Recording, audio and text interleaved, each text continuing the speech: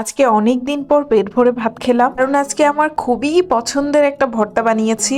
এই ভর্তাটা যদি আমি বানাই তাহলে 2-3 প্লেট ভাত একদম অনায়াসে খেয়ে ফেলতে পারি। দোকানদারকে আমি বলেছিলাম চ্যাপা শীতল দিতে, আর আমাকে দিয়ে দিয়েছে পুটি শীতল। এই ব্যাপার না, চ্যাপা শীতল দিয়ে হলে আরেকটু বেশি মজা হতো। পুটি শীতল দিয়েও কিন্তু খুব খারাপ না। এগুলাকে যদি পাতার মধ্যে দিয়ে তারপর ভেজে নেওয়া হয় অনেক বেশি ভালো হয়। বেশি পরিমাণ তেল দেওয়া লাগে না। বোনের মায়ের কাছ থেকে আমি 3টা মিষ্টি কুমড়া পাতা আজকে খুঁজে নেই, এইগুলা দিয়ে আজকে বানিয়ে নিচ্ছি। আমি কিন্তু শীতলটাকে একটু হলুদ মরিচ দিয়ে মাখিয়ে নিয়েছি, সাথে একটু লবণও দিয়েছি যেন কালারটা ভালো আসে। পেঁয়াজ, রসুন, কাঁচা মরিচ এই সব কিছু ভেজে শীতলগুলোকেও ভালো করে ভেজে পাটায় ভালো করে বেটে তারপর লবণ আর সরিষার তেল দিয়ে হাতে একদম মাখিয়ে নিলেই ভর্তাটা হয়ে যায়। কি যে মজার ভর্তা এটা, আপনারা যদি না খান একদমই বুঝতে পারবেন না। বানানোর সাথে সাথে কিসের ভিডিও করব, আগে তাড়াতাড়ি করে খেয়ে নিয়েছি। ভর্তা বানানোর পরে আমার তো অবশ্যই এরকম পাটায় বেটে খেতে হবে। খুবই অসাধারণ ছিল। ভিডিওটি দেখার জন্য ধন্যবাদ।